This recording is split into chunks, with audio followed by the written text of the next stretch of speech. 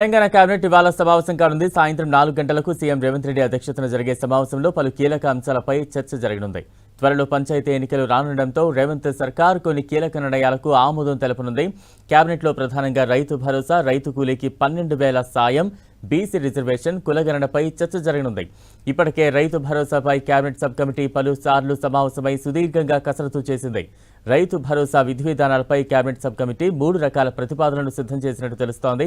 పంట పండించే ప్రతి రైతుకు రైతు భరోసా ఇవ్వాలని నిర్ణయించిన కేబినెట్ సబ్ కమిటీ సీలింగ్పై 3 ప్రతిపాదనలు సిద్ధం చేసినట్టు తెలుస్తోంది.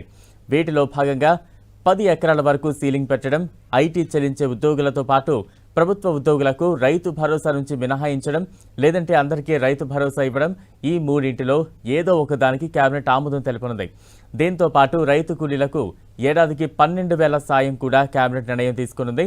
కులగణను పూర్తి చేసిన సర్కార్ స్థానిక సంస్థల ఎన్నికలకు బీసీ రిజర్వేషన్ ప్రకటించాల్సి ఉంది. ఇందుకోసం డెడికేషన్ కమిటీ ఇప్పటికే ప్రభుత్వానికి రిపోర్టు ఇచ్చింది. ఈ రిపోర్టుపై మంత్రివర్గంలో చర్చించనున్నారు. పంచాయతీ ఎన్నికల్లో బీసీలకు రిజర్వేషన్ల పెంపుపై కేబినెట్ నిర్ణయం తీసుకున్నది. త్వరలోనే రానున్న sarpanch, MPTC, ZPTC, municipal corporation ఎన్నికల్లో దీన్ని ఎలా అమలు చేయాలన్న దానిపై సుదీర్ఘంగా చర్చించే అవకాశం ఉంది. ఇప్పటికే ఇందిరమ్మ ఇళ్లకు దరఖాస్తులు తీసుకోవడం పూర్తయిన నేపథ్యంలో క్షేత్రస్థాయిలో పనులను ప్రారంభించడంపై యాక్షన్ ప్లాన్కు కేబినెట్ గ్రీన్ సిగ్నల్ ఇవ్వనుంది. టీటీడీ తరహాలోనే యాదగిరిగుట్ట టెంపుల్ డెవలప్మెంట్ బోర్డుకు కేబినెట్ ఆమోదం తెలుపనుంది. దీంతో పాటు తెలంగాణ టూరిజం పాలసీకి కేబినెట్ ఆమోద ముద్ర వేయనుంది.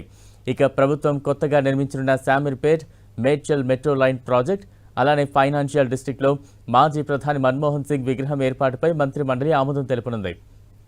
పరిపాలనపరమైన అంశాలతో పాటు రాజకీయ ఎజెండాలో భాగంగా కేటీఆర్, ఈడీ విచారణ, లోకల్ పోరులో ప్రతిపక్షాలను ఎలా కట్టడి చేయాలనే దానిపై కేబినెట్లో చర్చ జరిగే అవకాశం ఉంది.